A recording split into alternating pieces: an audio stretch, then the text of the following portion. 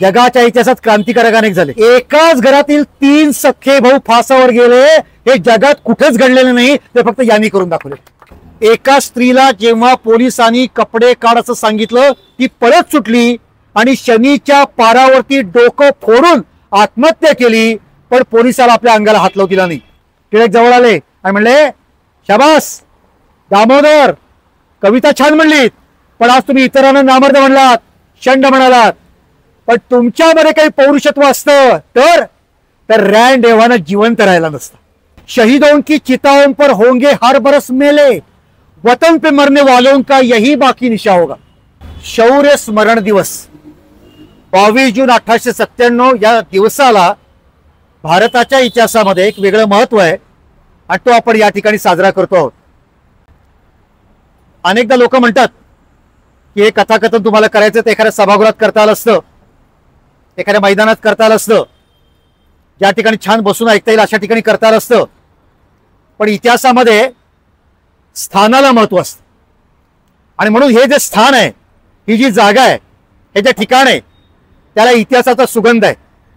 ही जागा आपल्याला माहीत व्हावी, किंबहुना हे आपल्या क्रांतीचं तीर्थस्थान आहे अशी भावना आपल्या मनात निर्माण व्हावी म्हणून आवर्जून या जागेवरती आपण हट्टानं कार्यक्रम करतोय. मित्रांनो, चाफेकर ज्या काळात निर्माण झाले तो काळ मोठा विलक्षण आहे. 1857चं स्वातंत्र्य समर झालं होतं. संपूर्ण भारतभर उठाव झाले, हजारो उठाव झाले. कराचीला झाला, डाक्याला झाला, उत्तर भारतामध्ये झाले, दक्षिण भारतामध्ये झाले. नानासाहेब पेशवे, तात्या टोपे, झाशीची राणी सगळे लढले. अगदी 2 दिवसापूर्वी माननीय मुख्यमंत्र्यांनी धरणगाव नावाच्या ठिकाणी एका क्रांतिकारकाच्या स्मारकाचं उद्घाटन केलं. तिथे नाईक नावाचा एक क्रांतिकारक, वनवासी क्रांतिकारक, पण तोही 1857 लढला. 1857 मोठं विलक्षण होतं, अद्भुत होतं, जगाच्या इतिहासात थक्क असं होतं. पण दुर्दैवानं त्याच्यामध्ये आपल्याला अपयश आलं आणि त्याच्यातून भारतीयांच्या मध्ये असा एक संदेश गेला, नाही जमणार, इंग्रजांना घालवणं जमणार नाही, अशक्य आहे. त्यांची ताकद, त्यांची शस्त्रास्त्र, त्यांचं सैन्य, त्यांच्याकडे असलेली आधुनिक तंत्रज्ञान नाहीच घालू शकत. आणि म्हणून संपूर्ण भारतामध्ये एक प्रकारचा निराशेचा अंधार पसरलेला होता. या निराशेच्या अंधारातून बाहेर काढण्याचं काम जर का कोणी केलं असेल, अभिमानानं सांगतो, पहिलं नाव घ्यावं लागतं ते आद्य क्रांतिकारक वासुदेव बळवंत फडके. आपले होते, मराठी होते, भारतीय तर होतेच, पण त्यांनी आपलं हे काम केलेलं आणि क्रांतीची मशाल त्यांनी प्रज्वलित केली. आणि त्यांच्यानंतर जर का काम कोणी केलं असेल तर ते चाफेकर बंधूंनी केलेलं आहे आणि म्हणून त्यांच्या मनाबद्दल आपल्या मनात नितांत आदर. चाफेकरांचं घराणं मूळचं वेळणेश्वर कोकणातलं आहे. त्यांचे वडील हरिभाऊ चाफेकर हे नशीब काढण्यासाठी देशावर आले आणि चिंचवडला राहिले. चिंचवडला त्यांचा वाडा पूर्वी पण होता आणि आताही तो वाडा अतिशय चांगल्या प्रकारे तिथे निर्माण केलेला आहे. त्याचं एक भव्य स्मारक त्या ठिकाणी निर्माण झालेलं आहे. तिथे ते राहिले. तिथे दामोदरचा जन्म हा चिंचवडचा आहे, थोरले चाफेकर. मात्र त्यांना आर्थिकदृष्ट्या सक्षम ते नव्हते आणि म्हणून त्यांनी कीर्तनकार हा पेशा स्वीकारला आणि मग चिंचवडपेक्षा आपण पुण्यामध्ये आलो तर आपल्याला चांगल्या प्रकारे आर्थिक प्राप्ती होईल आणि मग ते पुण्यामध्ये आले. आता पुण्याच्या नागनाथ पारावरती सदाशिव पेठेमध्ये नागनाथ पाराकडनं ज्ञानप्रबोधिनीकडे दिसायला निघालो की पहिलाच उजव्या बाजूचा जो वाडा तिथे होता, आता बिल्डिंग झालेली आहे, त्याच्याची पाठी पण आहे, तिथे भोपळ्यांचा वाडा होता. त्या भोपळ्यांच्या वाड्यामध्ये चाफेकरांचा निवास होता. आणि विशेष म्हणजे त्याच्या पलीकडे 4 वाडे गेले की तिथे लोंढे नावाचा एक वाडा होता. हे लोंढे कोण तर हरिभाऊ चाफेकरांची पत्नी, म्हणजे या 3 चाफेकर बंधूंची आई लक्ष्मीबाई यांचं ते माहेर होतं. आणि त्यामुळे आपल्या माहेरच्या जवळच आपल्याला राहायला जागा मिळावी असं त्यांनी प्रयत्न केला असेल आणि ती जागा मिळाली असेल. त्याप्रमाणे भोपळ्यांच्या वाड्यामध्ये त्यांचं बिराड आलं आणि पुढे चाफेकरांचा जो पराक्रमाचा इतिहास आहे तो त्या ठिकाणी सगळा घडलेला आहे. ही मुलं लहानाची मोठी होत आहेत. वडील कीर्तनकार आहेत आणि वडिलांच्या कीर्तनामध्ये पाठीमागच्या बाजूला एक जण मृदंग वाजवतोय, सारमंडल नावाचं एक वाद्य असतं ते वाजवतोय, तुणतुणं वाजवतोय. असे चाफेकर बंधू आपल्या वडिलांच्या पाठीमागं त्यांना साथ द्यायला उभे आहेत. चाफेकर तिघही, दामोदर काय, बाळकृष्ण काय, यांचा आवाजही चांगला होता, ते गायचे पण चांगले. इतकंच नव्हे तर पुढच्या काळामध्ये ते स्वतःही कीर्तन करायचे. चापेकर बंधू दोघे चांगले कवी होते त्यांची कवनं पण प्रसिद्ध आहेत. त्यामुळे वडिलांच्या पाठीमागे ते साथ देत होते आणि त्याच्यामध्ये कीर्तन खूप रंगायचं. पण हे सगळं चालू असताना दामोदरच्या मनामध्ये जे चिंतन होतं ते चिंतन आपण समजावून घेतलं पाहिजे. देशावरती इंग्रजांचं राज्य आहे आणि आपण आपल्या कीर्तनामध्ये रामाचं भजन म्हणतो, श्रीकृष्णाचं कीर्तन करतो, शिवाजी राजांचे पोवाडे म्हणतो. पण या भारताच्या छातीवरती हजारो रावण, हजारो कंस आणि हजारो अफजल खान थयथया नाचतायत आणि आपण फक्त टाळ मृदंग वाजवतोय. आपण पराक्रम कधी करणार? पराक्रमी माणसाचं कीर्तन आपण करतोय, पण आपण पराक्रम कशी करणार याचं चिंतन या मुलांच्या मनात चालू होतं. हे वेगळं आहे, हे वेगळं आहे. खरं पाहिलं असता कुणी चिडायला पाहिजे होतं? जे राजे होते, ज्यांचं राज्य गेलं, त्यांनी चिडायला पाहिजे होतं. जे सरदार होते, जे संस्थानिक होते, जे जहागीरदार होते, जे सावकार होते, ज्यांना पारतंत्र्याच्या झळा बसल्या होत्या, त्यांनी चिडायला पाहिजे होतं. पण 1857च्या नंतर ते सगळे शांत झाले. मला सांगा, दामोदर चापेकरांचं असं वैयक्तिक नुकसान काय झालं होतं? त्यांचं काही राज्य गेलं होतं, त्यांचा काही पैसा गेला होता, त्यांची काही जहागीर गेली होती. सामान्य व्यक्ती होती, पण सामान्य व्यक्तीला सुद्धा इंग्रजांच्या विरुद्ध लढावंसं वाटलं म्हणून ते आदरणीय, म्हणून ते वंदनीय. आणि ते त्याच्यावर विचार करतायत. लहान त्यांनी लिहिलंय, त्यांचं आत्मचरित्र प्रसिद्ध आहे, माझ्याकडे आहे. ते लिहितायत, लहानपणापासून आमच्या मनामध्ये इंग्रजांच्या बद्दल विलक्षण राग होता.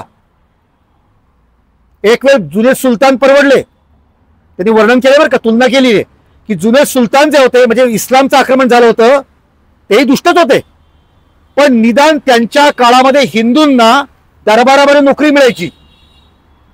पण या इंग्रजांच्याकडे आम्हा हिंदूंना नोकरी सुद्धा ते करू देत नाही आहेत. हे जास्ती दुष्ट आहेत आणि इस्लामच्या आक्रमणापेक्षा जास्ती ढोंगी आहेत. हे चापेकरांनी या ठिकाणी लिहिलेलं आहे. आणि मग चापेकर विचार करतायत, बरं दामोदर चापेकर किंवा हे सगळे बंधू राहत आहेत कुठे?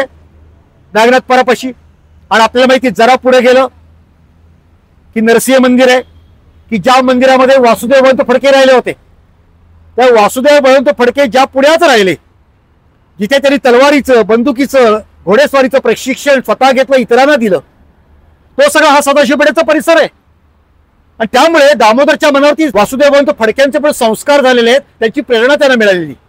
आणि त्याच्यातून दामोदरचं व्यक्तिमत्व घडतंय.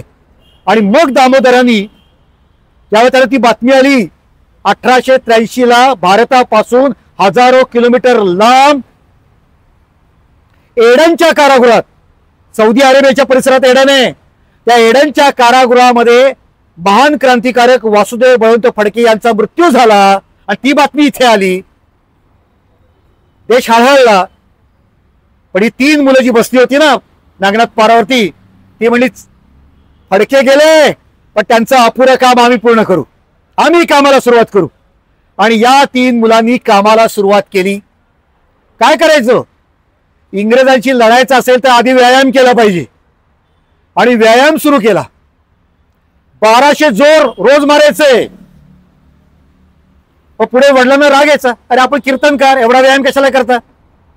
वडील जरा चिडायचे की हे काय चाललंय, दंगामस्ती तुम्हाला काय करायची, आपल्याला काय करायची? मग यांनी सूर्यनमस्कार घालायला सुरुवात केली. हे तर धार्मिक आहे, यात ते वडील नाही म्हणू शकत नाही. 1200 सूर्यनमस्कार. सूर्यनमस्कार झाल्यानंतर पळत पळत खडकीला जाऊन यायचं, चिंचवडला जाऊन यायचं. आणि कधी कधी सूर्य उगवण्याच्या आधी सिंहगडच्या पायथ्याला जाऊन यायचं आणि सूर्य उगवण्याच्या आत परत घरी यायचं. असा व्यायाम केलेला आहे. काय कमाल आहे पहा. आज गाडीवरनं जरी सिंहगडला झाला तरी असं वाटतं की किती लांब आहे सिंह. पळत पळत जायचं. म्हणजे एकदा त्यांचे वडील त्यांना भाऊ म्हणायचे आणि दामोदरला अण्णा म्हणायचे. ते म्हणले, अण्णा अरे माझी पोथी चिंचवडला विसरली. ते म्हणले, असं आत्ता घेऊन येतो. पळत पळत गेलो आणि पोथी घेऊन आला. तर असा जबरदस्त व्यायाम. आणि मग आपल्या आईला खुराक मागायचे, ते काहीतरी कीर्तनकार असल्यामुळे खजूर बदाम वगैरे असं काही घरात असायचे. व्यायाम केला पाहिजे. म्हणजे ते असं म्हणायचे, जोर जेव्हा मारायचे ना तेव्हा घामानं आपल्या एवढी आकृती जमिनीवरती निर्माण झाली पाहिजे, घामाची, इतके जोर ते मारायचे. असा व्यायाम त्यांनी केला होता. चापेकरांना सैन्यामध्ये जाण्याची इच्छा होती. अनेक ठिकाणी त्यांनी सैन्यात जाण्यासाठी प्रयत्न केलेले आहेत. मध्य प्रदेशमध्ये गेले होते, धारला, काय संस्थानिक त्यागात असायचे. शाहू महाराजांना भेटायला कोल्हापूरला गेले होते, पन्हाळा किल्ल्यावरती आम्हाला सैन्यात यायचंय, संधी मिळत नव्हती. हे तर काहीच नाही, नेपाळला स्वतंत्र हिंदू राजा आहे म्हणून त्यांनी आपला भाऊ बाळकृष्ण याला नेपाळला पाठवलं. जमलं नाही, ते यश नाही मिळालं, पण हा इच्छा होती. श्यामजी कृष्ण वर्मा आपल्यापैकी माहिती आहेत, कारण ते सावरकरांच्या चरित्रामध्ये त्यांचं मोठं स्थान आहे.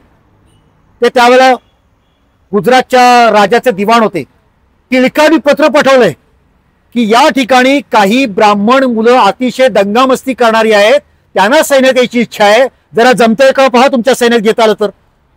या सगळ्यावरून चापेकर बंधूंच्या मनामध्ये जी जबरदस्त इच्छा होती ती आपल्या लक्षामध्ये येतं की सैन्यात त्यांना भाग घ्यायची होती. त्यांच्या वडिलांना कीर्तनाची निमंत्रण यायची आणि लांबून लांबून, कारण ते नामवंत कीर्तनकार होते. नागपूर, वराड, इंदोर, ग्वाल्हेर आणि प्रवास पण करायचे भरपूर. चापेकरांनी लहान असताना काशीपर्यंत प्रवास केला होता. त्या काळामध्ये बैलगाडीतनं प्रवास सोपा नाहीये. म्हणजे बघा, चापेकरांची दोन रूपं. कधी ते व्यायाम करतायत आणि खुराक खातायत, पण नंतर लक्षात आलं की आपण व्यायाम करतोय, कशासाठी व्यायाम करतायत? शायनिंग करायला करतायत का? इम्प्रेशन पाडायला करतायत का? बॉडी बिल्डर दिसलं पाहिजे म्हणून करतायत का? नाही. जेव्हा इंग्रज आपल्याला पकडतील तेव्हा त्यांचा छळ सहन करण्याची ताकद आपल्या शरीरात असली पाहिजे म्हणून व्यायाम करतायत. लक्षात घ्या. माहितीये आपल्याला खरं तर इंग्रजांच्या तुरुंगात जावं लागणार आहे. ते वडिलांना म्हणायचंय, वडील बैलगाडी निघायची, आज काय विदर्भात, नागपूरला, इंदोरला, ते म्हणायचे तुम्ही बैलगाडीत बसा, आम्ही मागणं पळत पळत येतो. वडिलांना समजायचं नाही हे काय चाललंय. वडिलांना कळत नव्हतं, पण यांना माहित होतं ताकद. घरामध्ये खायला अन्न होतं, पण हे चणे, फुटाणे, चुरमुरे खायचे, हे खाता आलं पाहिजे. घरामध्ये झोपायला गादी होती, पण हे घोंगडीवरती झोपायचे का? उद्या कदाचित तुरुंगात घोंगडीवर झोपायला लागेल. काय कमाल पहा. स्पष्ट कल्पना आहे की आम्हाला काहीतरी पराक्रम करायचा आहे आणि तो पराक्रमानंतर आम्हाला इंग्रजांचे हाल सहन करावे लागणार आहेत, असे होत. चापेकरांचं चिंतन विलक्षण आहे. सर्वात थोरला होता दामोदर हरी चापेकर, दुसऱ्या क्रमांकाचा होता बाळकृष्ण हरी चापेकर आणि तिसरा होता वासुदेव हरी चापेकर. ज्यावेळेला प्रत्यक्ष यांचा वध झाला त्या दामोदर सर्वात थोरला हा 28 वर्षाचा होता आणि सर्वात धाकटा हा 18 वर्षाचा होता. तर ही सगळी मुलं मोठी होत आहेत, चिंतन करतायत. काँग्रेसचं वातावरण आहे, काँग्रेस सुरुवात झालेली आहे, पण त्यावेळेस टिळकांच्या जहाल मताचा उदय झालेला नाहीये. अजून काँग्रेस मवाळ आहे. दादाबाई नवरोजी आहेत, न्यायमूर्ती रानडे आहेत, गोपाळकृष्ण गोखले आहेत आणि हे काँग्रेसचं मवाळ पण त्यांना अजिबात आवडत नव्हतं. हे त्यांनी लिहिलेलं आहे त्यांच्यात की लढलं पाहिजे. अधिवेशन काय घेताय, भाषण कसली करताय, ते प्रश्न विचारतायत. लक्षात घ्या, शिवाजी महाराजांचा उत्सव लोकमान्य टिळकांनी चालू केला. माहिती आपल्याला शिवजयंती, हाच काळ आहे शिवजयंती आणि गणेशोत्सवाचा. मेळे व्हायचे. तुम्हाला सांगितलं तर खरं नाही वाटणार, चापेकरांना आवडत नव्हतं. हेतू बघा, त्यातला चिंतन बघा. ते म्हणतात शिवाजी महाराजांचे उत्सव काय घेताय, तलवारी घ्या, बंदुका घ्या आणि लढायला बाहेर पडा ना. शिवाजी महाराज उत्सव घेत होते का? पताका लावत होते का? ढोल वाजवत होते का? कुणाच्या तरी पुतळ्याला हार घालून पूजा करत होते का? नाही ना. सैन्य गोळा केलं, लढायला बाहेर पडले ना. मग लढा ना, उत्सव काय करताय? काय चिंतन आहे बघा, हा विचार आहे त्याच्यामध्ये. ब्राह्मण समाज आणि तो तुम्हाला माहिती हा सगळा काळ आहे. ब्राह्मण महात्मा फुलेंचा उदय झाला होता. एक समाजवादी किंवा ज्याला आज पुरोगामी म्हणतो अशी विचारसरणी त्याही काळामध्ये होती.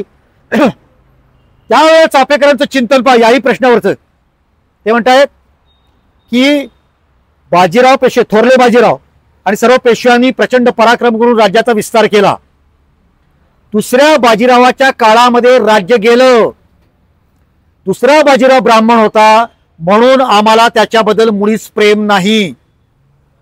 ज्यांनी राज्य घालवलं त्यांनी घालवलं, तो आम्हाला निंदनीयच आहे. ब्राह्मण म्हणून तो आम्हाला आदरणीय नाही. पण ते प्रश्न विचारतात, अरे दुसऱ्या बाजीरावांनी राज्य घालवलं, पण मग शिंदे, होळकर, पवार, गायकवाड हे काय करत होते? ते का नाही लढले हा प्रश्न विचारते. आणि पुढे जे म्हणतायत की नंतर तुम्ही ब्राह्मण समाजाने पराक्रम केला नाही म्हणतायत, पण नंतर 1857 कोण होतं? नानासाहेब पेशवे, तात्या टोपे, झाशीची राणी, आमचे समाज लढलाच की. त्यांच्यानंतर वासुदेवंत फडके लढलेच की. आणि त्यांच्यानंतर आम्ही चापेकर बंधू लढायला सिद्ध झालेलो आहोत असं ठणकावून सांगणार तेव्हा. चापेकरांचं धर्मप्रेम विलक्षण होतं. त्या काळामध्ये जसं आक्रमण राजकीय होतं तसं ते धर्मावरती पण होतं. ख्रिश्चन मिशनरी येत होते, ते धर्मांतर करायला लावत होते. मुंबईमध्ये वेलिणकर नावाच्या व्यक्तीनं ख्रिश्चन धर्म स्वीकारला तर स्वीकारला, हरकत नाही, त्याची इच्छा. पण ख्रिश्चन धर्म स्वीकारल्यानंतर ते हिंदू धर्माला नावं ठेवायला लागले. हे का म्हणून? हे नाही चालणार. आणि मग चापेकर त्यांच्याकडे गेले, नावं बदलून गेले, आम्हाला पण ख्रिश्चन व्हायचंय अशी खोटी थाप मारून गेले.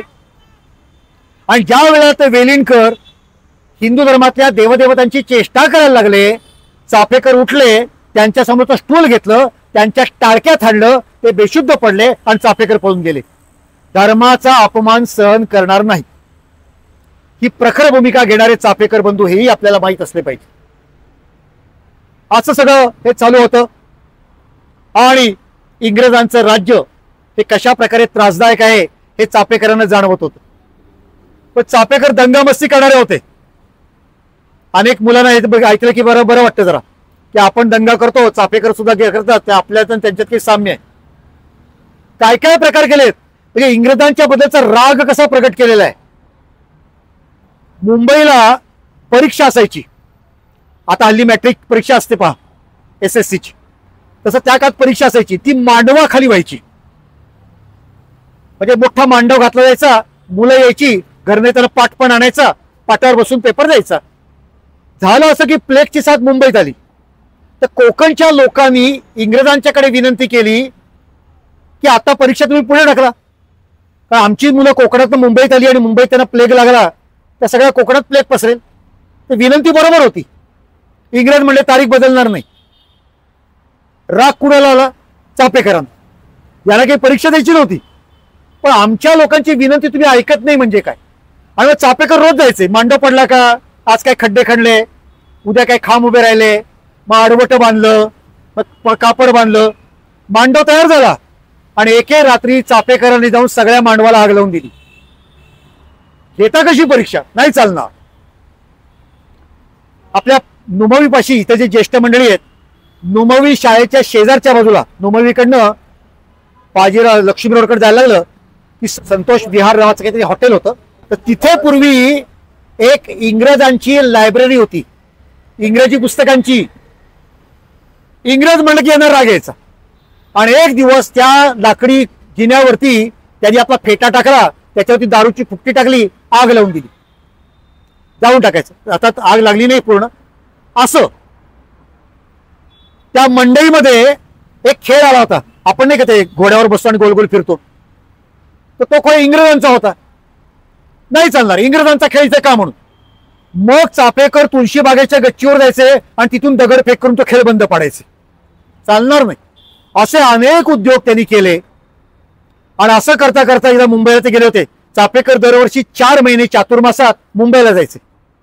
तर चातुर्मासात मुंबईला गेलेले असताना एक दिवस त्यांनी मुंबईला कोट नावाची जागा आहे, कोट किल्ला, तिथे राणीचा पुतळा होता, राणी व्हिक्टोरियाचा शुभ्र पांढरा संगमरवरी पुतळा. राग कुणाला आला? चापेकरांना. हे इंग्रज आम्हाला ब्लॅक इंडियन म्हणतात. तर असं वाटायचं, म्हणजे गमतीने लहान वासुदेव वाटायचं हातात काळा रंग घ्यावा आणि इंग्लंडला जाऊन राणीला तोंडाला फासावा. पण इंग्लंडपणे जाणं शक्य नाहीये, राणीपर्यंत पोहोचणं शक्य नाहीये. म्हणजे इथंच करू. आणि एक दिवस रात्री मस्तपैकी काळं काळं डांबर आणलं, ते वितळवलं. मग म्हणले वास पडायला पाहिजे, मग जनावरांच्या विष्ठा गोळा केल्या, त्या पण त्यात टाकल्या. मग म्हणले राणीला हार घालायला पाहिजे, मग ज्याला खेटर म्हणतो, म्हणजे जुने जोडे वाहना, त्या मुंबईच्या सगळ्या चाळीमधनं गोळा केल्या, त्याचा एक हार तयार केला. आणि रात्री 2 वाजता त्या कोटातून आत उडी मारून राणीला जोड्यांचा हार घातला, तिच्यावरती डांबर टाकलं आणि पळून गेले. सकाळी पोलीस आला, बघतो तो काय, काल गोरी होती आज काळी झाली, फार काळा करून टाकलं तोंड तिचं. आणि काही वेळेला त्या गर्दीमध्ये चापेकर बंधू पण होते. हे कुणी केलं असं विचारतायत. म्हणजे आपला राग ते प्रगट करतायत. हे लक्षात घ्या, राणीला काळापासून कुणी पारतंत्र जाणार आहे का? नाही जाणार आहे. अहो पण ते निदान चिडतायत. या देशामध्ये चिडणारी लोकच नव्हती आणि म्हणून त्यांचं कौतुक आहे. ते वेगळ्या मार्गाने राग आपला प्रगट करतायत. असं ते अनेक प्रकार दंगामस्तीचे पण त्यांनी त्या काळामध्ये केलेले आहेत. याच काळामध्ये पुण्यामध्ये एक आदरणीय व्यक्तिमत्व राहत होतं, ते म्हणजे लोकमान्य बाळ गंगाधर टिळक. टिळकांचं काम फार मोठं होतं. केसरी मराठा सुरू केलं होतं, न्यू इंग्लिश स्कूलची स्थापना केली होती, गणेशोत्सव आणि शिवजयंती उत्सव सुरू केले होते आणि जहाल मतवादी होते. तर टिळकांचे विचार चाफेकरांना अत्यंत पटणारे होते आणि चाफेकर आणि टिळक अतिशय एकत्र अनेकदा आलेले आहेत. चाफेकर कसे दंगामस्ती करतायत हे टिळकांना अतिशय आवडत होतं, की अशी दंगा करणारी मुलं त्यांना आवडत होती. टिळकांना ही खरी तरुण मुलं आहेत. अशा प्रकारचा पराक्रम यांच्या रक्तात सळसळतोय, चांगलंय. असं सगळं चालू असतानाच मुंबईमध्ये पसरलेली प्लेगची साथ पुण्यामध्ये आली. प्लेग हा रोग फार भयंकर आहे. आपण 2 वर्षापूर्वी कोरोनाचा अनुभव घेतलेला आहे, पण आत्ताचा काळ अतिशय आधुनिक असल्यामुळे अतिशय चांगले औषध उपलब्ध आहेत. त्या काळामध्ये हे पण नव्हतं. हा आधी उंदराला होतो, उंदीर मेला की माणसाला होतो. काखेमध्ये किंवा जांघेमध्ये गोळा येतो, गाठ येते आणि मनुष्य तडफडून तडफडून मरतो. तो पाणी मागतो, त्याला पाणी द्यायचं नाही, दिलं तरी मरणार, नाही दिलं तरी मरणार, मरण ठरलेलं. आणि तडफडून तडफडून माणूस मरतो. स्वातंत्र्यवीर सावरकरांचे वडील प्लेग मध्ये गेले, त्याचं वर्णन सावरकरांनी केले. आपल्या डोळ्यात पाणी येतं की वडिलांचे हात आणि पाय बांधून ठेवले होते आणि ते गुरासारखे बोंबलत होते, अरे पाणी द्या पाणी द्या. त्याला आम्ही पाणी दिलं नाही आणि काही वेळाने त्यांचा मृत्यू झाला. असं त्यावेळेला घराघरामध्ये घडत होतं. हा प्लेग आता पुण्यात आला आणि पुणे हादरलं. खरं तर इंग्रजांनी, ते राज्यकर्ते होते, ते सरकार होतं त्यांचं, त्यांची जबाबदारी होती की प्लेगचा बंदोबस्त करायला पाहिजे, पण ते काही करत नव्हते. झालं असं की इंग्लंडला बातम्या गेल्या, मुंबई पुण्यात प्लेग पसरला आहे. आणि मग इंग्लंडची लोक म्हणायला लागली की तिकडच्या वस्तू इकडे येतात, तिकडून प्लेग पण इंग्लंडमध्ये येईल, तर व्यापार थांबवा. आणि मग इंग्रज गडबडले, आता प्लेगचा बंदोबस्त केला पाहिजे. पहा, म्हणजे भारतीय अडचणीत तेव्हा नाही इंग्रजांना वाटलं, इंग्लंडमध्ये तक्रार गेली तेव्हा आता भारतीयांना वाटलं, इंग्रजांना वाटलं की आता काही ते केलं पाहिजे. काय करायचं? आणि मग त्यांनी एका व्यक्तीची नेमणूक केली, प्लेग कमिशनर या पदावरती. त्यांचं नाव होतं सर वॉल्टर चार्ल्स रँड. रँड हा अतिशय उन्मत्त होता, अत्यंत क्रूर होता. यापूर्वी त्यांनी सातारला पण काम केलेलं होतं. सातारला किंवा वाईमध्ये, वाई आपल्याला माहिती आहे, वाईमध्ये एक प्रथा आहे की काही मुलं, एक धार्मिक प्रथा असते, बाहेर जातात आणि परत येतात, येताना वाजत गाजत येतात. तर तिथं येताना मुलांनी चुकून मशिदीसमोर वाद्य वाजवलं. इंग्रजांचं म्हणणं होतं मशिदीसमोर वाद्य वाजवायचं नाही, यांनी जाण वाजवली, चुकून वाजवली, मुद्दाम वाजवली माहित नाही. संतापला रँड आणि या मुलांना वाईपासून सातारापर्यंत चालत नेलं आणि शिक्षा केली. मग याच्यातून त्याचं क्रौर्य दिसतं. अशा प्रकारे अत्यंत क्रूरतेसाठीच प्रसिद्ध असणारा रँड याची पुण्यामध्ये प्लेग कमिशनर म्हणून नेमणूक झाली. पहिल्यांदा असं वाटलं की आता आलंय कोणतरी, म्हणजे काहीतरी बंदोबस्त करेल, पण प्रत्यक्षामध्ये असं लक्षात येतं रँडनी आल्यानंतर त्याचा त्रासच जास्ती झाला. पुढे लोक असं म्हणायला लागली, अरे प्लेग परवडला पण रँड नको. इतके अत्याचार त्या काळात रँडनी पुण्यामध्ये केलेले आहेत, हे सांगणंही अवघड आहे, इतकं भयंकर आहे. काय केलं? हे खरं की त्यावेळेला पुण्यातल्या लोकांची वाडे असायची, आपल्याला वाडे माहिती आहेत, अंधारी जागा असायची, छोटे बोळ असायचे. तर हे म्हणायचे इंग्रज की तुमच्या घरामध्ये प्लेगचा रोगी आहे का शोधण्यासाठी आम्ही आज जाणार. आज जाणार कसे? चामड्याचे बूट घालून आतमध्ये जाणार. आता त्या काळचा श्रद्धावंत समाज बघा, चामड्याचे बूट आतमध्ये गेल्यानंतर लोकांची श्रद्धा भावना कशा दुखावल्या जात असतील. ते तिथून आतमध्ये संडासामध्ये जाणार, तेच बूट घालून तुमच्या देवघरात पण जाणार, लाथेनी, आपल्या बुटाच्या लाथेनी देव उडवणार, शोध घेणार. घरामध्ये लोणची पापड असं जे काही लोक असायचे ना माळ्यावरती, ते रस्त्यावरती फेकून देणार. कपडा लत्ता बाहेर आणून त्याला आगी लावणार, असा प्रकार सुरू केला. पुणेकर हादरले, काय भयंकर चाललेले. त्यामुळे पुण्यामध्ये अतिशय हलकल्लोळ माजला. आणि कधी कधी त्याचे 200 सोजीर म्हणजे सोल्जर म्हणजे पोलीस एकेका पेठ्याला वेढे घालायचे आणि त्या पेठेतल्या सगळ्या लोकांची झाडाझडती घ्यायची. अशा प्रकारे हे किती भयंकर आहे. मी तुम्हाला अलीकडच्या काळातलं उदाहरण सांगतो. आपल्याला माहिती आहे की इंदिरा गांधी पंतप्रधान असताना ऑपरेशन ब्लू स्टार झालं होतं सुवर्ण मंदिरात. इंदिरा गांधींच्या आज्ञेनुसार मिलिटरीने असं ठरवलं होतं की सुवर्ण मंदिर शिखांचं श्रद्धास्थान आहे आणि म्हणून आतमधल्या अतिरेक्याला मारायचं असेल तर जाताना पायामध्ये बूट घालायचे नाहीत. मी तिथं गेलेलो आहे, ती जमीन काय तापती मला अनुभव आहे. त्या तापलेल्या जमिनीवरती आपले सर्व सोजीर आपले सर्व सैनिक अनवाणी पायाने गेले. म्हणजे लोकांच्या श्रद्धेला धक्का लावला नाही. अतिरेक्यानं मारलं पण श्रद्धा पण जपली. पण या ठिकाणी रँकचे पोलीस काय करतायत, बूट घालून जात आहेत, चामड्याचे बूट घालून जात आहेत, तेच बूट संडासात घालतायत. आणि पुढे अशा बातम्या लागल्या की पोलीस जेव्हा जात आहेत आतमध्ये एखादा सोन्याचा टाक असायचा, चांदीचा असायचा, चोऱ्या करायला लागले. पोलीसच चोऱ्या करतायत. हा प्रकार सुरू झाला.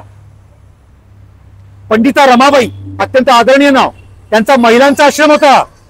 त्यांनी त्यावेळेला तक्रार केलेली आहे, आमच्या आश्रमातल्या मुलींच्या वरती अत्याचार केले त्या पोलिसांनी. पंडिता रमाबाई काय चुकीचं बोलतील का, त्याची तक्रार येते. असे प्रकार सुरू झाले. आणि पुढचा जो प्रकार आहे आज सुद्धा मला सांगताना माझी मान शर्मेने खाली जाते. भयंकर आहे. काय करायचंय,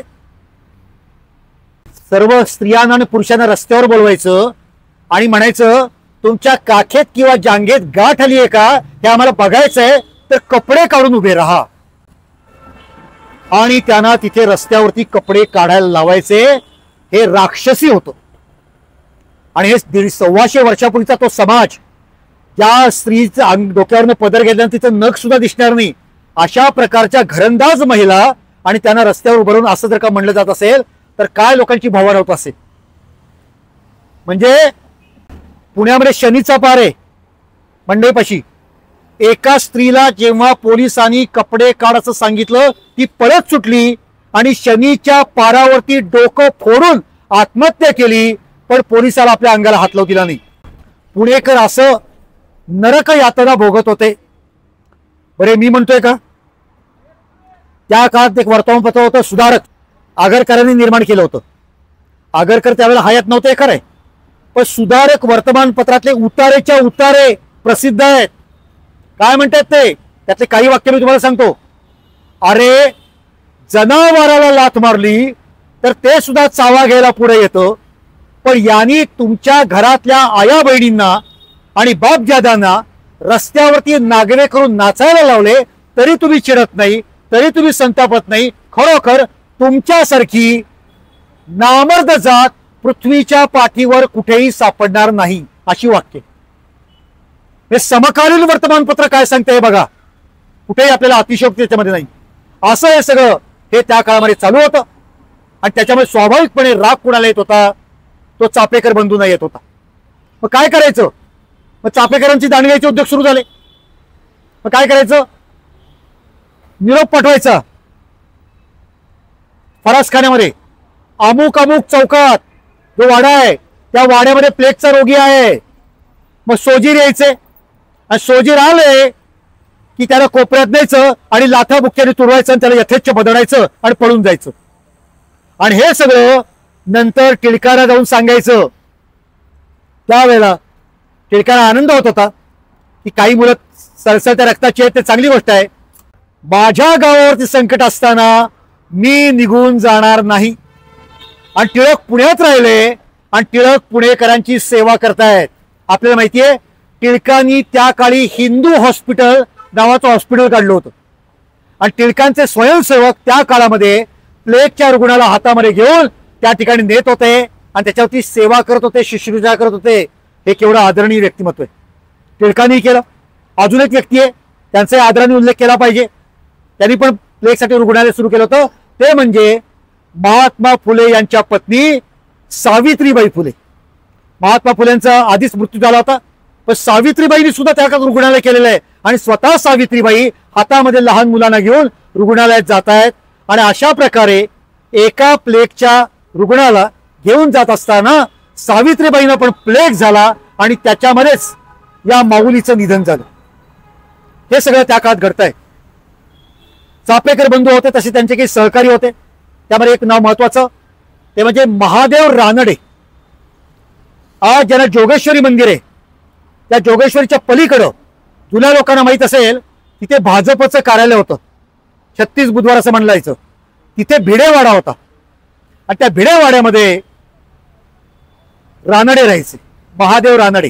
हा महादेव रानडे हा चापेकरांचा नातेवाईक पण होता, मित्र पण होता आणि प्रखर क्रांतिकारक होता. आज ज्याला आपण इंजिनिअरिंग कॉलेज म्हणतो गव्हर्नमेंटचं, त्यावेळेला त्याला सायन्स कॉलेज म्हणलं जायचं, त्याचा विद्यार्थी होता. म्हणजे बघा, हा नुसता शिकला असता सायन्स तर त्या काळामध्ये केवढी चांगली नोकरी मिळाली असते आणि केवढा पैसा मिळवला असता. असा सायन्सचा विद्यार्थी होता. त्याच बोळामध्ये जोगेश्वरीचं मंदिर जर का उजव्या बाजूला असेल तर डाव्या बाजूला अजून एक वाडा होता आणि तिथे अजून एक मुलगा राहायचा, तोही 16 वर्षाचा होता. त्याचं नाव होतं खंडेराव साठे. ही सगळी चापेकरांच्या ग्रुपमध्ये होती. आणि चापेकरांनी काय केलं, आपण तर पराक्रम करतोय पण अजून काही ते लोकांना एकत्र केलं पाहिजे, मुलांना विशेषतः. मोठी माणसं येणार नाहीत. आणि चापेकरांनी गोफण क्लब चालू केला. पर्वतीच्या पाठीला आता एक पेन्शनर मारुती नावाचं ठिकाण आहे, त्याच भागामध्ये मारुतीची स्थापना केली. चापेकरांनी स्वतः सुंदर मारुतीची आरती रचलेली आहे तिथे म्हणायचे आणि तिथे मुलांना गोफण शिकवायचे. सोपं नाहीये. आपल्याकडे काही बंदूक नाही, पिस्तूल नाही. त्या काळामध्ये 200 ते 250 मुलं यायची 125 वर्षापूर्वी. आणि ती मुलं वेगवेगळ्या मार्गाने लपत छपत यायची कळता कामाने. आणि तिथे पण गोफण फिरवणं अवघड असतं. गोफणीतनं जो दगड सुटतो तो ज्याला मारायचा त्याला गेला पाहिजे ना, तर ते त्याला शिकवलं जायचं. आणि मग पुढे त्या ठिकाणी हा क्लब चालू झाला. तिथे काही अडचणी आल्या, मग ते लोंढ्यांच्या वाड्यात आले बखळीमध्ये. आणि आज जिथे नुमवी हायस्कूल आहे पहा, त्या नुमवी हायस्कूलच्या ठिकाणी खाजगीवाले यांचा वाडा होता. त्या वाड्यामध्ये चापेकरांनी आपला क्लब सुरू केला. सकाळपासून संध्याकाळपर्यंत मुलांना व्यायाम, तलवार, दांडपट्टा, शस्त्रास्त्र शिकवणे. तिथेही त्यांनी मारुतीची स्थापना केली. आणि सांगतो, चापेकरांचा तो मारुती अजून आहे. तुम्ही जर का फरासखाना पोलीस चौकीमध्ये गेलात आणि 4थ्या मजल्यावरती गेलात तर चापेकरांचा मारुती अजूनही पोलीस चौकीत जपून ठेवलेला आहे. मारुतीची स्थापना केली. चापेकर गोष्टी सांगायचे पराक्रमाच्या. आज नुमवीला पाठीमागच्या बाजूनी जोगेश्वरच्या बोळातनं पण एक दरवाजा आहे पहा, तो बंद असतो. तिकडून आतमध्ये प्रवेश होता. बाहेरून येणाऱ्या मुलांनी घंटी वाजवायची. मग आतला मनुष्य विचारणार कोण आहे, मग परवलीचा शब्द असायचा. तो शब्द सांगता आला की मग त्याला आतमध्ये प्रवेश मिळायचा. अशा प्रकारे अत्यंत त्या ठिकाणी चांगल्या प्रकारचं सैन्य हे त्यांनी निर्माण केलं होतं. असा गोफण क्लब चापेकरांनी चालू केला होता. किती महत्वाचे अनेक प्रकार ते करतायत. आणि असं करता करता हा प्लेग पुण्यामध्ये आलेला आहे. शेवटच्या 2 गोष्टी सांगणार आहे. 12 जून 1897 पुण्याच्या लकडी पूल विठ्ठल मंदिरामध्ये एक सभा होती. कशासाठी होती? तो दिवस शिवाजी महाराजांच्या राज्याभिषेकाचा होता. ज्येष्ठ शुद्ध त्रयोदशी. टिळकांचं भाषण होतं. अजूनही अनेक जण येणार होते. चापेकर त्या ठिकाणी गेले आणि चापेकरांनी त्या ठिकाणी फटका म्हणला. फटका कवितेचा प्रकार आहे. मी म्हणलं चापेकर अतिशय चांगले कवी होते. अरे मर्द हो वीर झाला कशाला, मिशा मोठ मोठ्या धराव्या कशाला, न लज्जा तुम्ही भोगिता दास्य हाय, करा हो काही जीव जाणे उपाय. जगता कशाला, मरा त्यापेक्षा. हे दास्य कसं सहन करता? किंवा आपले पूर्वज कसे गेले, प्रचंड पराक्रम केला. शिवाजी महाराज आठवा, बाजीप्रभू आठवा. नाही होत स्वतंत्रता शिवकथा घोटोन भाटा परी. गाणी गाऊन शिवकथा यशस्वी होत नाही. घ्यावे लाग तसे मस्तक आहे स्वहस्तावरी. मस्तक हातावर घ्यावं लागतं. असे किती कविता आहेत त्यांच्या. त्यावेळेला त्याप्रकारे एक कविता म्हणली ती फार महत्वाची आहे. 4 ओळी सांगतो. आज शिवाजी महाराज स्वर्गातून आपल्याकडे बघतील तर काय म्हणतील. त्याचे शब्द असे, होती काय विषाद वक्र नयने पाही परस्त्री कणी, ज्ञानातून सहस्र तीक्ष्ण असिका बाहेर आहे त्या क्षणी. माझ्या काळात म्हणजे शिवाजी महाराजांच्या एका महिलेकडे वाईट नजरेनं बघितलं तर 1000 तलवारी बाहेर पडायच्या. आणि तुमची अवस्था काय आहे? शंडा नो करता कसे सहन हे लावून घ्या दादती. शंड झालात तुम्ही. नेती हरू तुमच्या घरातल्या स्त्रिया ते अग्निरथात ओढून घेऊन जात आहे.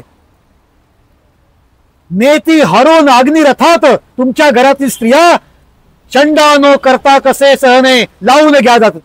लावून घ्या जाती हे शब्द साधे नाहीये. ही कविता टिळकांनी केसरीमध्ये छापली आणि लावून घ्या दादती या 3 शब्दांसाठी टिळकांना तुरुंगात जावं लागलं. इतके शब्द प्रखर आहेत, जहाल आहेत, हे समजावून घ्या आपण. कार्यक्रम संपला, चापेकर निघाले. त्याला म्हटलं आपण छान कविता म्हणली, टिळक शाबासकी देतील. टिळक जवळ आले आणि म्हणले शाबास दामोदर, कविता छान म्हणलीत, पण आज तुम्ही इतरांना नामर्द म्हणलात, शंड म्हणालात. पण तुमच्यामध्ये काही पौरुषत्व असतं तर रँड एव्हाना जिवंत राहिला नसतं. ते टिळकांचे शब्द म्हणजे दारूच्या कोठावरती ठेणगीच होती. 12 जूनला टिळक बोलले आणि 22 जूनला प्रत्यक्ष पराक्रम झाला. त्याच्या आधी सुद्धा रँडला मारण्याचा अनेकदा प्रयत्न केले. कुठे जातो कुठे येतो, तो कॅम्पमध्ये राहत होता. त्याचं कार्यालय आज जिथे दगडूशेठचा गणपती बसतो कोतवाल चौडी, तिथं कार्यालयात तो यायचा, पण नाही सापडला. आणि बातमी आली 22 जूनला राणी व्हिक्टोरिया गादीवर बसली, याचा 60वा वाढदिवस आहे, हीरक महोत्सव, त्याची पार्टी होणार आहे, फटाक्यांची आतषबाजी होणार आहे. आणि हा जे पुणे विद्यापीठ आहे ते त्यावेळेचा गव्हर्नरचा बंगला होता. त्यावेळेस पुण्यामध्ये गव्हर्नर लॉर्ड सँडर्स होता, त्यांनी पार्टी आयोजित केली होती. तर ही जे रस्ता हा गणेश खिंडीचा रस्ता, इथे घनदाट झाडी, दिवसा पण याला भीती वाटायला एवढी झाडी होती. तर या रस्त्यावरती रात्री जेव्हा रँड जाईल तेव्हा त्याला आपल्याला मारता येईल, अशा प्रकारे विचार त्यांनी केला. म्हणून ही जागा ही वेळ त्यांनी ठरवली आणि त्याप्रमाणे त्यांनी आखणी केली. दिवस जवळ आला. चापेकर अतिशय, चापेकरांचं आत्मचरित्र आहे बरं का. ते म्हणतायत थोड्याच दिवसात आम्ही यज्ञकुंडामध्ये आहुतीप्रमाणे उडी टाकणार आहोत, पण परिणामांची पर्वा आम्ही करत नाही. पुढचे शब्द पहा, डोळ्यात पाणी येईल. याचं कारण आम्ही पूर्णपणे देशभक्त आहोत. हे त्यांनीच म्हणावं, आपली ती लायकी नाही. आम्ही पूर्णपणे देशभक्त आहोत. अशा प्रकारे ते उद्गार त्यांनी काढले.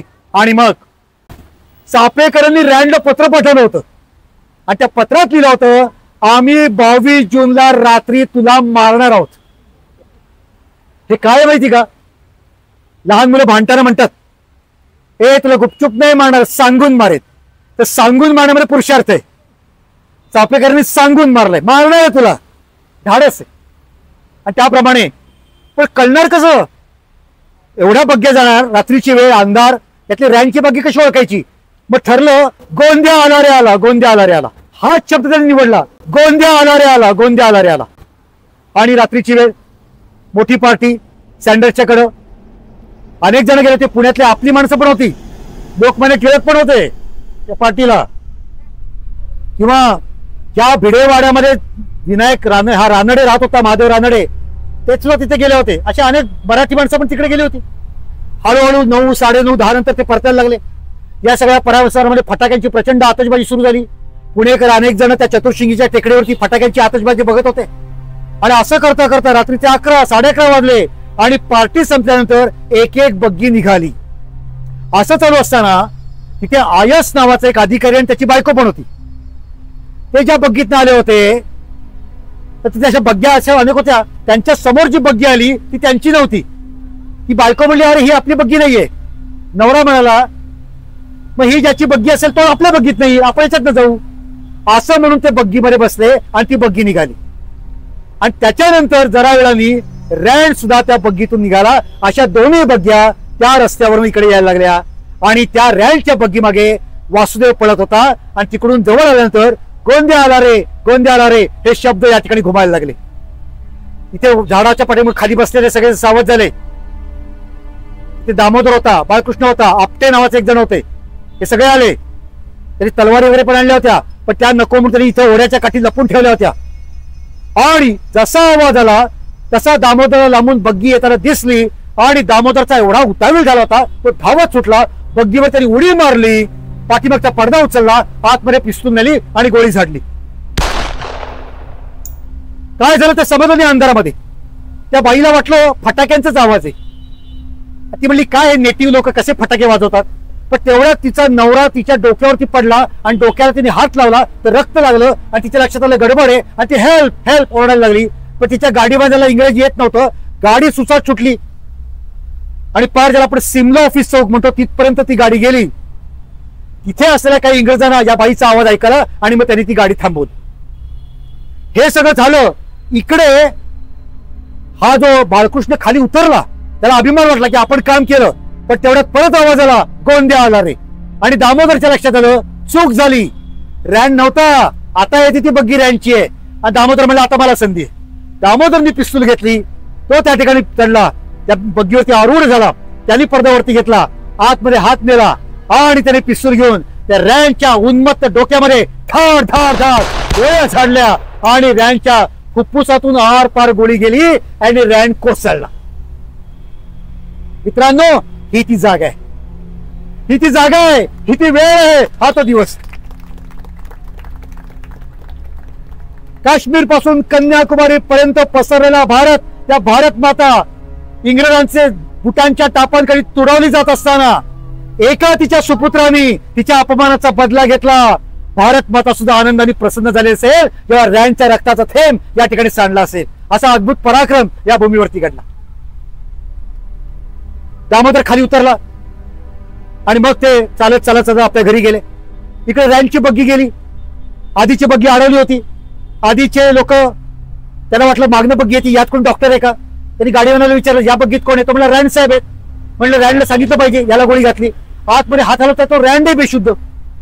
दोन्ही बग्ग्या ससूनकडे गेल्या आणि लक्षात असं आलं की आयस नावाचा अधिकारी जागच्या जागी खलास झालेला आहे.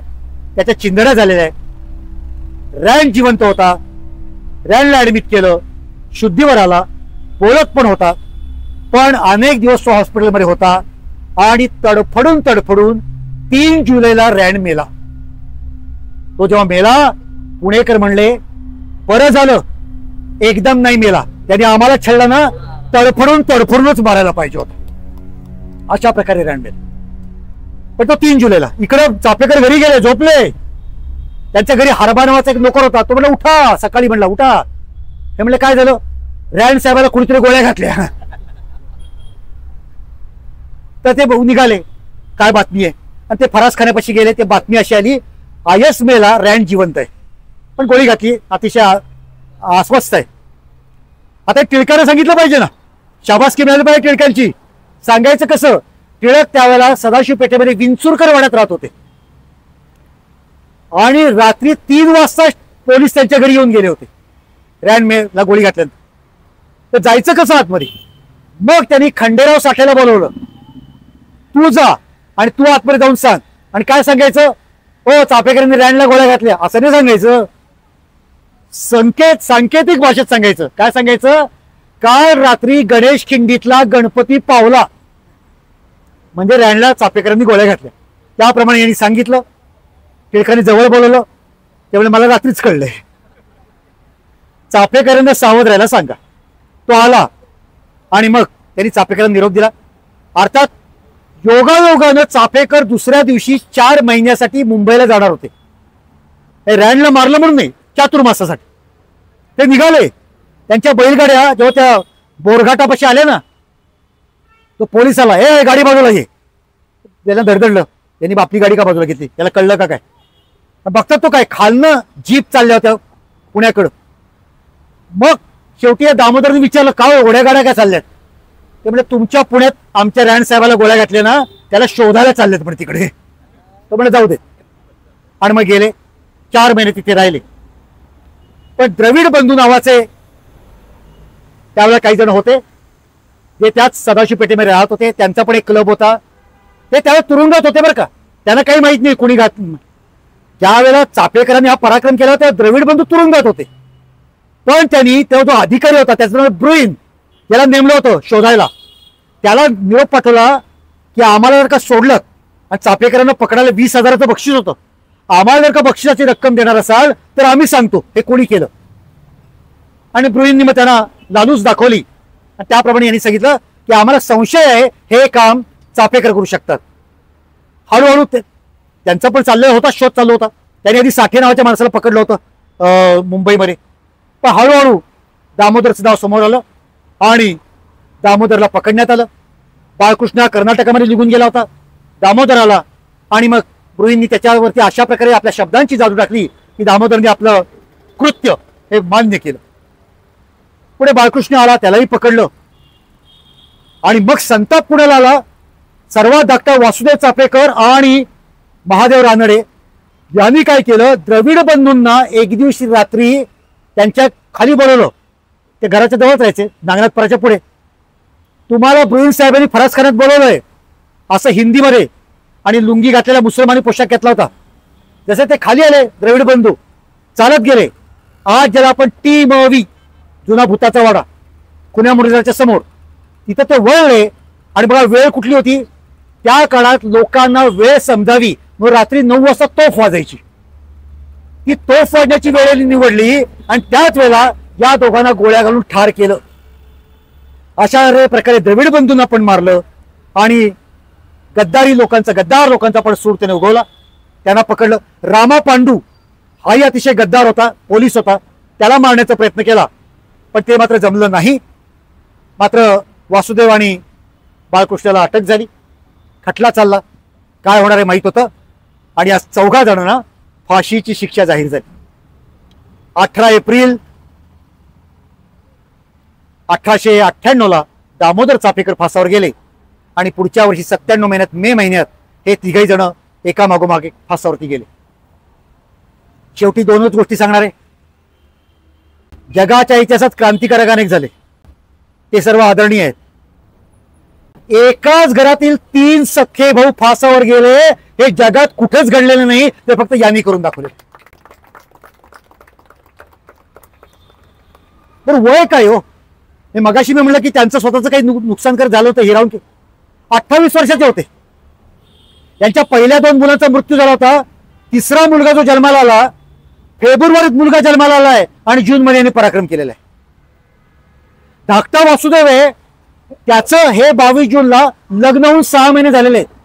हे मी का सांगतोय, अरे घरामध्ये बायको आहे, मुलं आहेत, आई वडील आहेत, बऱ्यापैकी पैसा आहे, कीर्तनकार होत, समाजात प्रतिष्ठा आहे, पैसा आहे, मान आहे, बायको आहे, मुलं आहे, सगळं काही गोकुळासारखं घर सजलेलं आहे ना. पण या सगळ्या सुखावरती लाथ मारून माझा देश परतंत्र्यात आहे, तिकडे मला जायला पाहिजे. म्हणून मी नाटकामध्ये वाक्य लिहिलं होतं, घरात गोकुळ आहे पण यमुनेच्या डोहात कालिया शिरला असेल तर कृष्णाचं मन गोकुळामध्ये कसं रमेल. याला बाहेर काढलं आणि सगळ्या सुखावरती लाथ मारली आणि गेले. त्यांनी लिहून ठेवलं आपल्या आत्मचरित्रात, आम्ही लग्न समारंभात निघालेल्या मिरवणुकीपेक्षा अंतकाळच्या मिरवणुकीला जास्त महत्व देतो असं वाटतं. हा पहिलं महत्वाचं त्यांचं. दुसरं, जेव्हा ते फासावर गेले दामोदर, तर त्याला विचारलं शेवटची इच्छा काय. त्यांनी सांगितलं टिळक तुरुंगातच होते, आज टिळकांना भेटायचं. गेले टिळकांना भेटायला, टिळकांचं भेट हो म्हणले बरं का, टिळकांचं कौतुक आहे. आणि टिळकांना म्हणलं तुमच्याकडे भगवद्गीता आहे ती मला द्या. टिळकांची भगवद्गीता हातामध्ये घेतली आणि दामोदर जेव्हा फासावरती गेला तेव्हा पाठीमाग त्याच्या दोन्ही हातामध्ये भगवद्गीता हा ग्रंथ घट्ट धरलेला होता. हे महत्वाचं. नाही, इंग्रज या ठिकाणी आपल्या लोकांना म्हणतात तुम्ही दहशतवादी, तुम्ही खुनी, तुम्ही अतिरेकी. चाफेकरांनी भगवद्गीता हातात घेतल्यामुळे त्यांनी सिद्ध करून दाखवलं आमचा मार्ग रामाचा, आमचा मार्ग कृष्णाचा, आमचा मार्ग भगवद्गीतेचा. हतो वा प्राप्तसी स्वर्गम जित्वा वा भोक्षसे महिम तस्मात् उत्तिष्ठ कौंतेय युद्धाय कृतस्य. आम्ही त्या मार्गावर चालतोय. एक प्रकारे क्रांतिकार्याला संपूर्ण भारतामध्ये जी प्रतिष्ठा मिळाली ती यांच्यामुळे मिळाली.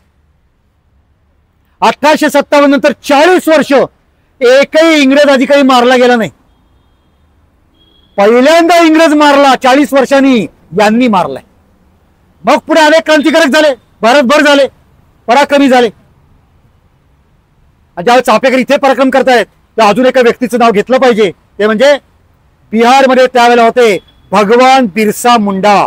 एकाच काळातले दोघे हे असं काम.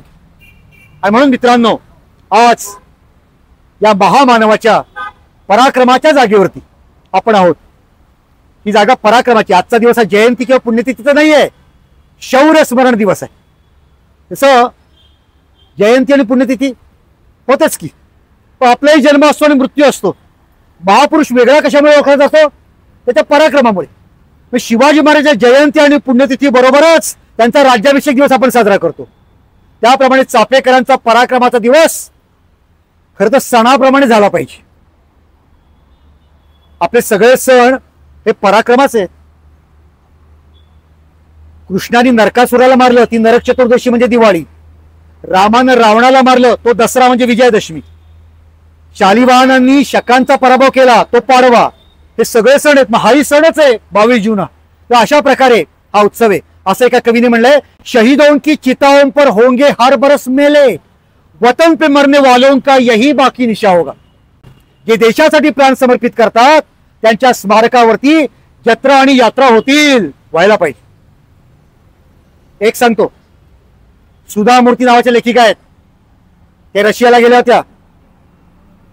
रशियाला ते गेलेले असताना एका फार मोठ्या तिथल्या वीराचं स्मारक होतं. त्या उभ्या होत्या छत्री घेऊन, बरोबर बर्फ पडतो. एक आलिशान गाडी थांबली. त्यांचं तासाभरापूर्वी लग्न लागलंय असे नवरा बायको उतरले, आतमध्ये आले, त्या स्मारकाला पुष्पचक्र अर्पण केलं, परत गाडीत बसून निघून गेले. तेव्हा त्या सुधा मूर्तीने विचारलं, हे काय झालं? हे काही नातेवाईक आहेत का? हा वीर जो मरण पावतो यांचा? ते म्हणजे नाही, आमच्या रशियामध्ये अशी परंपरा आहे, सकाळी चर्चमध्ये लग्न लागलं की त्यानंतर त्या नवऱ्या मुलांनी आणि नवरी मुलीने ज्यांनी देशासाठी प्राण समर्पित केले त्यांच्या स्मारकाला फुलं व्हायची आणि संसाराला सुरुवात करायची. आणि मग सुधा मूर्ती म्हणतायत, आमच्यापैकी किती पालक आहेत जे आपल्या मुलांना म्हणतायत की अरे पानिपतला गेलं पाहिजे, अंदमानला गेलं पाहिजे. ही आमची स्मारक आहे, ही आमची तीर्थस्थान आहे. तसं हेही एक प्रकारचे तीर्थस्थान आहे. आज आपण या ठिकाणी एक मानवंदना देण्यासाठी उपस्थित आहोत. ज्यावेळेला महानाट्य लिहिण्याची वेळ आली, तुम्हाला सांगतो 1897ला ही घटना घडली. 1997ला 22 जून जवळ येत होता, मे महिना होता. माझी इच्छा होती तिचं काहीतरी झालं पाहिजे. काय करायचं? नाही म्हणजे 10-12 लोक नाटक वगैरे करू, असं झालं मनात. पैसे म्हटलं माझ्याकडे 4-5 हजार रुपये करू काही. असं करता करता मी संस्कार भारतीकडे गेलो. त्यांनी कल्पना उचलली, 1 लाख रुपये खर्च केला. 22 जून 1997ला शताब्दीच्या वेळेला याच रस्त्यावरती नाटकाचा प्रयोग झाला आणि पाऊस पडत असताना 15,000 लोक तो प्रयोग बघायला या ठिकाणी उपस्थित होते. आणि त्यानंतर आता 2022ला त्याला 125 वर्ष झाली. SP कॉलेजच्या मैदानावरती 18,000 लोकांसमोर हा चापेकरांच्या नाटकाचा प्रयोग केला. मला सांगायचं असं की ते नाटक जेव्हा लिखाण चालू होतं, आमचे शाहीर हेमंतराजे मावळे त्यांना म्हटलं आम्हाला एक पोवाडा पाहिजे, तर देतो. मी माझ्या मनातली कल्पना सांगितली, त्यांनी लिहून दिल्या. त्या 4 ओळी फार महत्वाच्या आहेत. एवढं सांगून मी आज समारोप करणार आहे. लहानपणी चापेकर म्हणायचे, रामानं कृष्णानं शिवाजी महाराजांनी पराक्रम केला, आपण काहीच करत नाही. पण चापेकरांचा मृत्यू झाला आणि शाहीर म्हणतो, रामानं मारलं दुष्ट अशा रावणाला, कृष्णानं कौसाला यमसदना धाडला, शिवाजीनं फाडलं अब्दुल्ल्याच्या पोटाला, दामोदरानं तसा रँडचा खात्मा केला, रँडचा खात्मा केला. आपल्या स्वतःच्या कर्तृत्वानं पहिलं नाव रामाचं, दुसरं कृष्णाचं, तिसरं शिवाजीराजांचं, चौथं नाव त्या रांगेत माझं असेल, करून दाखवलं. असा हा पुरुषार्थाचं प्रकट करणारा हा वीर या ठिकाणी त्यांचं स्मारक आहे. आपल्या या कार्यक्रमाचा आपण या ठिकाणी समारोप करूया. बोला भारत माता की वंदे वंदे.